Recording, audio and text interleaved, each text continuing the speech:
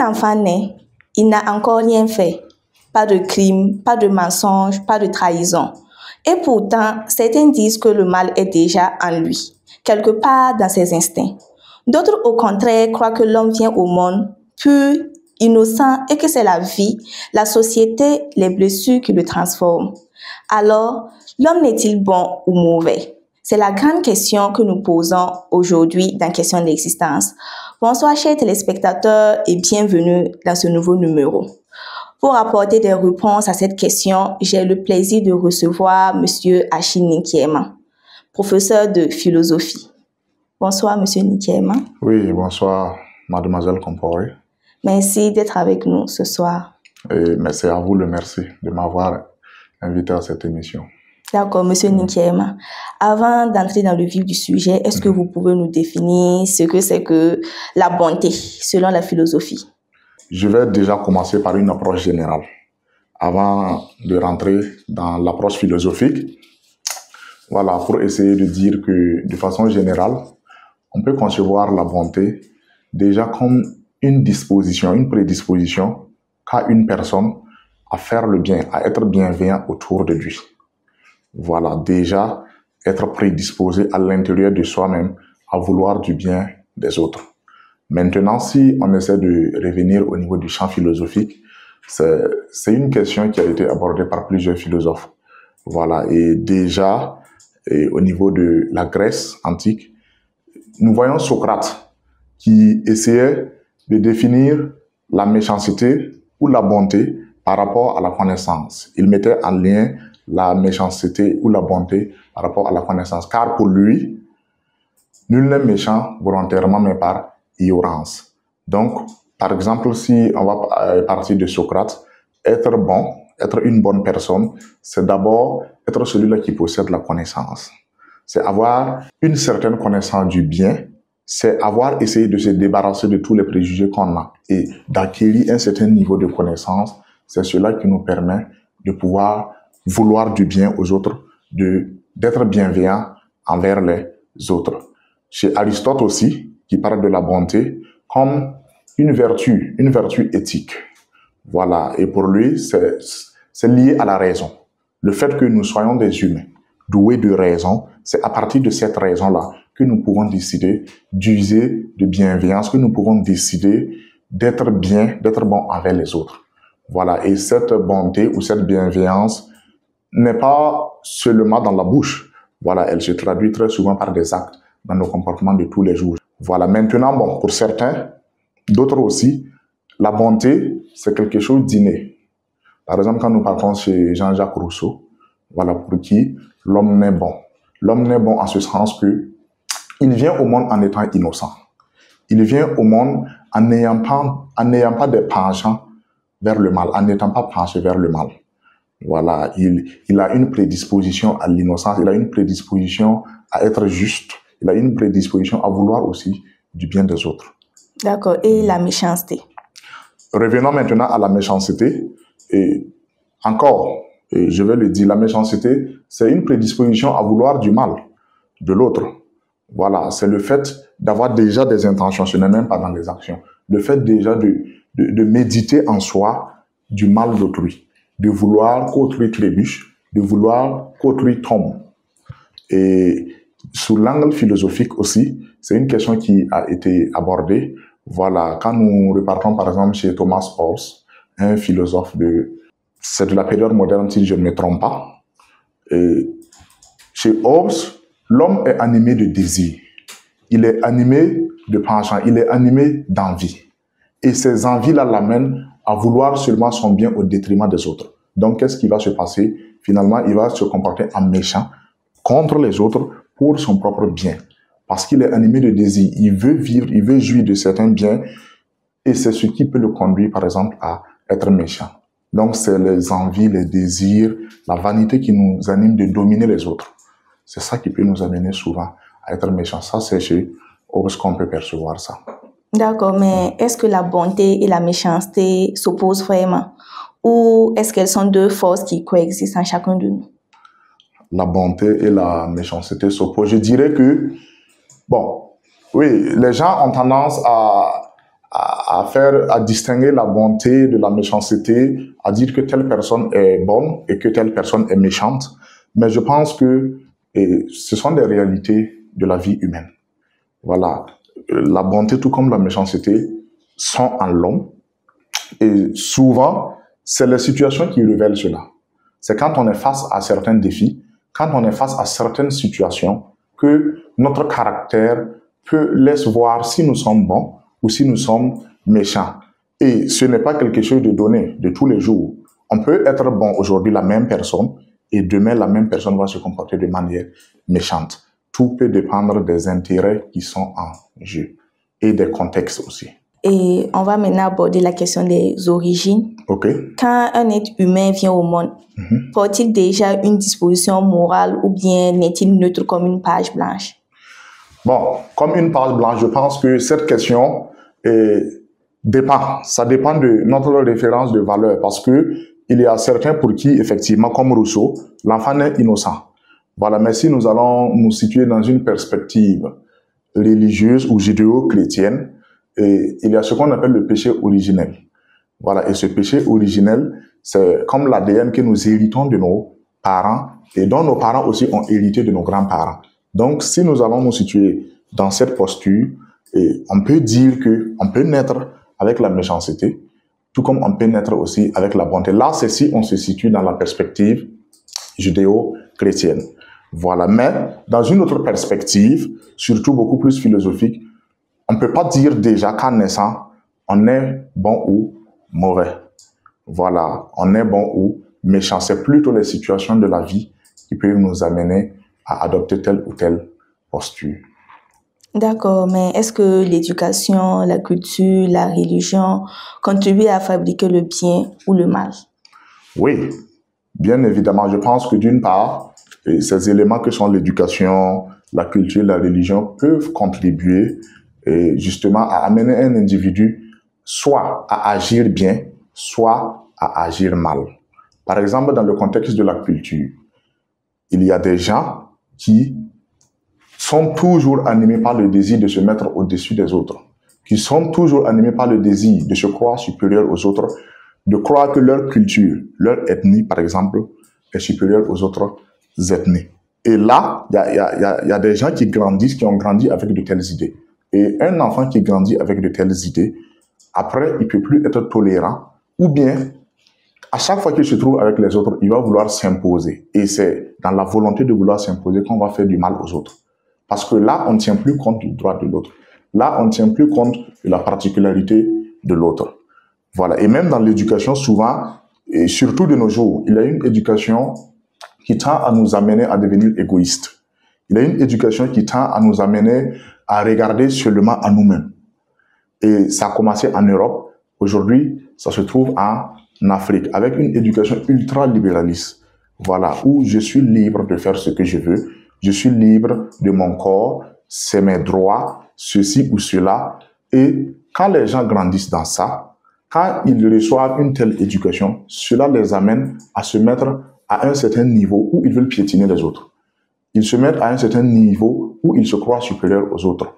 Voilà, et là, ça peut le conduire, par exemple, à mal agir. Et de l'autre côté aussi, ça peut aider à bien agir. Voilà, l'éducation, il y a des valeurs, par exemple, qu'on enseigne, des valeurs d'altruisme. Et je vois que, par exemple, il y a eu l'immersion patriotique actuellement et qui s'est déroulée pendant les vacances pour les nouveaux bacheliers. Et ça constitue des expériences aussi pour nos nouveaux bacheliers, notamment des valeurs de partage. Parce que quand vous êtes ensemble, à un certain moment, vous êtes obligé de collaborer. À un certain moment, vous êtes obligé de vous aider quand un d'entre vous tombe. Donc, l'éducation aussi peut aider à cultiver la bienveillance, à cultiver la bonté, tout comme ça peut aussi amener une personne à dévier et à vouloir nuire aux autres, à être méchant. Donc, tout dépend des valeurs qu'on veut véhiculer pour les plus jeunes. D'accord, parlant d'éducation, il y a certains, malgré l'éducation, la bonne éducation que leurs parents les donnent tout, le recadrement, ils finissent par être de mauvaises personnes. Bon, disons que l'éducation, ce n'est pas un miracle. Hein. L'éducation, surtout en philosophie, c'est comme un pari. L'éducation, on peut tout faire, mais il faut que l'éduqué lui-même se montre éducable. Il faut que l'éduqué se montre disposé à apprendre et à avancer avec la personne qui veut l'accompagner. Donc, puisque tout un chacun de nous, nous sommes des êtres de liberté, c'est ce qu'il ne faut pas oublier. Et comme nous avons cette liberté en nous, ce libre arbitre en nous, la société peut tout faire pour nous, mais la dernière décision, je pense que ça nous revient. Voilà. Et là, effectivement, l'éducation, on peut tout mettre à disposition, mais ça reste un pari. Voilà, ça reste un pari. Et il faut vraiment que la personne aussi qu'on veut éduquer, l'apprenant, puisse aussi participer à sa propre formation. Sinon, je pense que ça reste un pari très risqué. Voilà. Et souvent, effectivement, on assiste à des échecs qui sont très bien dommages parce que ça retombe sur la société. D'accord. Vous avez parlé tantôt de gènes. Et dans le cas où l'ADN des deux parents peut donner soit un enfant qui a un bon caractère ou un mauvais caractère, mais comment expliquer dans ce cas-là qu'au sein d'une même famille, on a plusieurs catégories d'enfants, d'autres d'une grande bonté et d'autres d'une grande méchanceté? Bon, l'héritage génétique, ce n'est pas quelque chose de... Je pense que les biologistes en connaissent mieux, mais ce n'est pas l'unique règle. Ce n'est pas l'unique règle. C'est vrai que nous naissons, nous recevons quelque chose de nos parents, mais ce n'est pas ça seulement qui nous définit.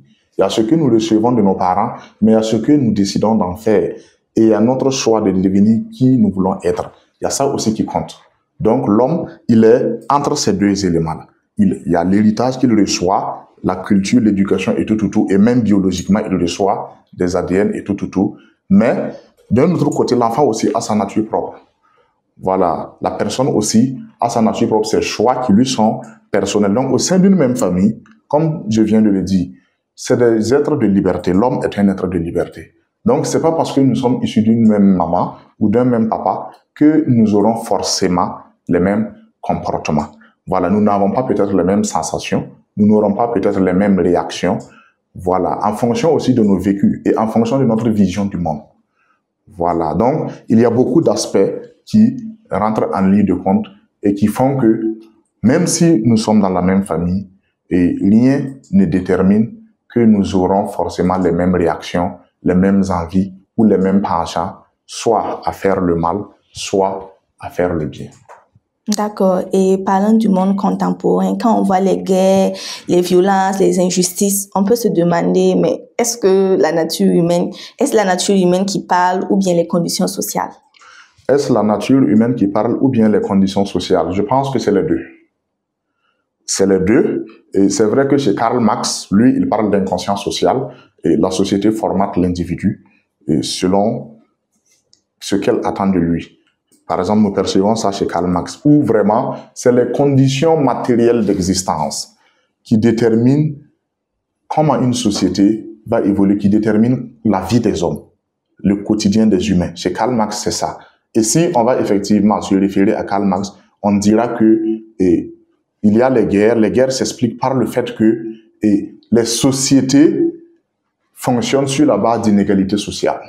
Il y a des inégalités, il y a des gens qui sont plus aisés que d'autres, et à partir de là, effectivement, les pauvres ne seront pas d'accord. Donc, ils vont vouloir revendiquer, mais ce n'est pas seulement que ça.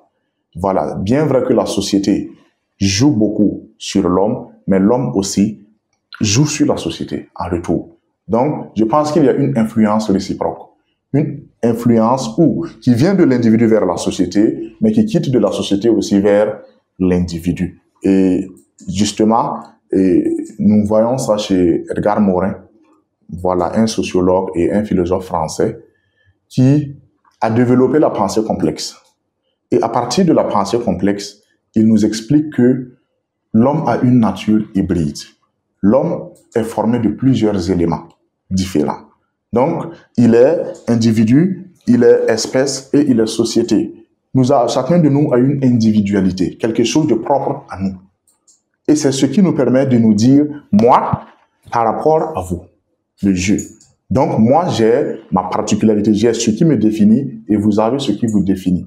Voilà, mais ce n'est pas ça seulement, il est aussi société. Parce qu'à partir d'Aristote, nous comprenons aussi que l'homme est un animal politique. Animal politique ici pour dire que l'homme est fait pour vivre en société avec ses semblables. Il ne peut pas vivre en dehors, Car, toujours le dit Aristote, soit il est un démon, soit il est un ange. Sinon, s'il est humain, il est censé vivre avec les autres. Et les autres l'influencent, et lui aussi, il va influencer les autres. D'accord. Et dans les mêmes contextes, on voit aussi des actes de courage, de compassion, de sacrifice. Est-ce que la souffrance révèle parfois le meilleur de l'homme? Est-ce que la souffrance révèle parfois le meilleur de l'homme? Bon, je vais dire oui, entre griffes, pas pour faire l'éloge de la souffrance, parce que pour quelqu'un qui souffre, s'il entend ça, c'est pas agréable. Voilà, mais effectivement, c'est souvent dans certaines situations difficiles qu'on arrive à reconnaître la vraie nature des gens, s'ils sont vraiment courageux ou pas. Et surtout, quand la survie est en jeu. Quand il s'agit de notre propre vie, de conserver notre propre vie, c'est là qu'on arrive à savoir qui est courageux et qui ne l'est pas. Voilà. Donc, et la souffrance, effectivement, ça peut être un moment où l'homme renoue avec son fort intérieur, où l'homme arrive, il y a ce qu'on appelle la résilience. Il arrive à avoir des ressorts à l'intérieur de lui-même, sur lesquels il va pouvoir s'appuyer pour se relever d'une situation. Et la souffrance aussi est conçue par d'autres personnes comme une forme un moment de catharsis, un moment de purification, où quand tu souffres, en même temps tu apprends des leçons, en même temps ça te débarrasse de certaines de tes faiblesses, et ça te permet maintenant de devenir encore plus courageux. Ça te permet de t'affirmer encore. Donc les moments difficiles, les moments de souffrance, les moments de défi peuvent nous aider effectivement à nous édifier, à devenir plus forts. Voilà. D'accord, donc c'est pour ça que certains, c'est dans leur pauvreté, si on peut le dire, qui semblent bons, mais quand ils deviennent riches, la vraie nature se montre en fait. Bon là, je pense que c'est lié au caractère de l'homme. Voilà, et très souvent, on ne connaît pas le caractère d'une personne si la personne n'est pas confrontée à un défi. La plupart d'entre nous portons des masques. Et dans la société, nous portons des masques. Aujourd'hui, je suis assis devant vous en tant que professeur de philo. Vous ne savez pas au dehors je suis qui. Je porte quel masque. Donc, nous avons des caractères et ces caractères-là, on ne les laisse pas s'exprimer comme ça. C'est souvent face à certaines difficultés. Par exemple, quand je suis en face de mes intérêts et que mes intérêts sont menacés, c'est là que vous allez savoir peut-être qui je suis réellement. Donc, je pense que c'est des personnages, on joue des jeux. Voilà, on joue des jeux, on a des rôles, on occupe des rôles. Voilà, et à partir de ces rôles-là, chacun essaye de donner une image de lui-même. Voilà. D'accord. Est-ce qu'on peut être bon sans être parfait? Ou est-ce qu'il faut lutter sans cesse contre sa part d'ombre pour le devenir? Pour devenir parfait, je pense que la perfection, c'est bon, c'est trop pour l'homme, si je peux le dire. Voilà, la perfection, c'est le haut niveau pour l'homme. Et même si nous ne sommes pas parfaits, effectivement, nous devons tendre vers la perfection. Voilà, et en tant qu'humain, c'est de savoir que déjà reconnaître nos propres limites et aussi accepter de nous faire accompagner. Voilà, par ceux qui sont autour de nous, reconnaître la valeur des gens qui sont autour de nous, reconnaître la valeur des personnes que nous rencontrons. Pas parce que j'ai fait une bonne œuvre aujourd'hui, c'est pas parce que j'ai été bon envers telle ou telle personne aujourd'hui que je peux me promener pour dire que je suis bon. Ce n'est pas encore acquis. Ce n'est pas encore acquis. Voilà, donc nous devons toujours travailler. Nous devons toujours nous remettre en cause. Nous devons toujours voir comment nous pouvons faire pour nous améliorer. Comment nous pouvons faire pour encore vivre de façon plus humaine. Voilà, je pense que c'est une quête perpétuelle, c'est une recherche constante. Et même si on ne l'atteint pas, on aura quand même le mérite de la chercher. Et Rousseau pensait que l'homme n'est bon, c'est la société qui le corrompt. Hobbes, lui, affirmait que l'homme est un loup pour l'homme. Avec le recul du temps, lequel avait le plus de raison selon vous? Bon, pour moi, personne n'a raison. Ni Rousseau, ni Hobbes. Parce que quand Rousseau dit que l'homme n'est bon, je ne sais pas si c'est vrai, mais ce que j'ai entendu, c'est que quand un enfant naît, même déjà étant bébé, et quand il est en train d'allaiter, quand sa maman lui fait allaiter, et que il arrive des fois que l'enfant mord le sein de sa maman, et quand il mord le sein de sa maman, il fixe son regard sur sa maman. Qu'est-ce qu'il ressent en faisant ça? est-ce que même en étant bébé, il n'y a pas une petite conscience, entre griffes, qui est en nous déjà? Est-ce que le mal n'est pas déjà en nous? Donc, là, c'est pour un peu réfuter Rousseau, voilà, et dire à Hobbes aussi que l'homme n'est pas un loup pour l'homme à chaque fois. Voilà, parce qu'il y a eu des moments où l'homme a été plutôt la solution de l'autre. Donc, moi, je donne plutôt raison à Edgar Morin. Voilà, pour qui l'homme est un être complexe. Et comme il est un être complexe, il faut éviter de le situer par rapport à telle ou à telle chose uniquement. Il faut le considérer dans son ensemble. Il faut essayer de saisir l'homme dans toutes ses dimensions. La dimension biologique, il a une dimension biologique, il est fait de corps, mais il a une dimension spirituelle, il a une âme, il a un esprit. Voilà, donc il y a la psychologie qui intervient et il y a beaucoup de choses qui interviennent à l'homme. Voilà, donc pour moi, personne n'a raison. Voilà, peut-être qu'ils ont eu un seul aspect de la réalité humaine, mais il y a beaucoup d'aspects pourtant qui rentrent en ligne de compte par rapport à la nature humaine. Et toujours dans ce cas-là, il y a des gens, ils étaient bons, très très bons, mais au regard du comportement des semblables et tout, la personne a carrément changé et est devenue le contraire de ce qu'elle était. Oui, là c'est toujours la société qui nous transforme, c'est l'idée de la société qui nous transforme. Donc l'homme est un loup pour l'homme. Donc je pense que effectivement, il peut arriver des moments où on veut regretter le bien qu'on a fait. Il peut arriver des moments où, au lieu que ce soit de la gratitude qu'on reçoit, on reçoit de l'ingratitude. Il peut arriver des moments où, en cherchant à aider, on est en retour combattu. Et là, pour ceux vraiment qui sont faibles ou qui n'arrivent pas à comprendre ce pourquoi ils agissent pour le bien, ils vont effectivement décider de ne plus faire du bien durant toute leur vie. Voilà, ils vont garder des rancunes, ils vont garder de mauvais souvenirs parce qu'ils ont été blessés, ils ont été trahis. Voilà, on n'a pas été reconnaissant envers eux. Donc, effectivement, ça peut amener certains. Mais pour moi, dans le principe, on ne doit pas regretter le bien qu'on a fait. Voilà. Même si le bien qu'on a fait se retourne à mal contre nous, il n'y a pas de souci. Mais je ne faisais pas le bien parce que, par exemple, c'est vous, Djamila, et je vous connais. C'est pas pour ça que je vous fais du bien. Mais au sens de Kant, plutôt, je fais le bien par devoir moral. Je fais le bien parce que je dois faire le bien. Ma raison me commande de bien agir. Donc, je l'ai fait en obéissant à un devoir supérieur. Voilà. Et quand on agit dans ce sens-là, les ingratitudes des gens ne doivent pas nous décourager. Monsieur Ninkiema, oui. Finalement, l'homme n'est-il bon ou mauvais? Ou bien chaque être humain a la responsabilité de ce qu'il devient? Je pense que l'homme est-il bon ou mauvais? Je ne sais pas.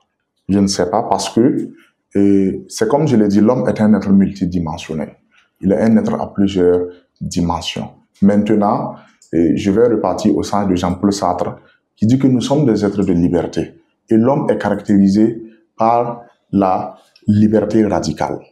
Donc, ce qu'il faut comprendre, c'est que cette liberté est accompagnée aussi de responsabilités, comme vous le dites. Voilà. Et c'est à moi de faire usage de ma liberté, de m'engager dans ma propre vie afin de donner un sens à ma vie. Voilà. Je ne suis pas bon aujourd'hui.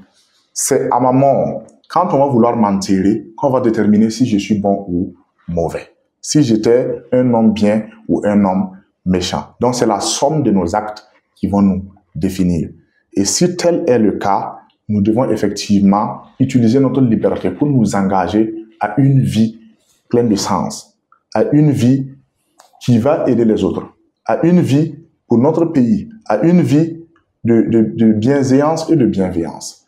Voilà. Et là, effectivement, au soir de notre vie, on pourra maintenant dire qui nous avons été réellement. Donc, une liberté qui s'accompagne d'une responsabilité, un engagement libre afin de donner un sens, afin de donner un contenu sensé à ma vie. Est-ce que autant qu'il y a de bonnes personnes, il y a aussi de mauvaises personnes? Est-ce que c'est possible même qu'il n'y ait que de bonnes personnes à la fin? Je dirais plutôt que la question ne se trouve pas au niveau de vouloir qu'il y ait de bonnes personnes ou de mauvaises personnes. Soyons simplement humains. Quand chacun de nous est humain, quand nous vivons de façon humaine, on va dépasser effectivement ces rivalités, on va dépasser ces contradictions-là et arriver au niveau vraiment où nous devons être humains. Et quand nous sommes humains, tous ces conflits, il va toujours avoir le conflit. Mais on va voir que la façon de les gérer, la façon de les résoudre va beaucoup plus nous aider. Donc, je dirais plutôt que chercher à ce qu'il y ait plus de gens bien ou de gens mauvais. Pour moi, c'est plutôt que chacun de nous cherche à rester humain, en se laissant conduire surtout par sa raison. Merci beaucoup, Monsieur Nkem. En tout cas, on a beaucoup appris. Ça vous le merci. Et on espère vous revoir une troisième fois sur notre plateau parce que j'ai oublié de le souligner, nous le recevons pour la deuxième fois. D'accord. Merci pour votre présence et votre disponibilité. Merci beaucoup. Chers téléspectateurs, au fond, l'homme n'est peut-être ni bon ni mauvais à la naissance. Il devient ce qu'il choisit d'être selon ce qu'il apprend, ce qu'il vit et ce qu'il décide de faire des épreuves. Comme l'a souligné M. Nkiema, c'est dans nos actes quotidiens que se révèle notre part d'humanité. Merci à lui et merci à vous de nous avoir suivis et rendez-vous le mardi prochain pour un autre numéro de votre émission Question d'existence. D'ici là, portez-vous bien. Bye bye.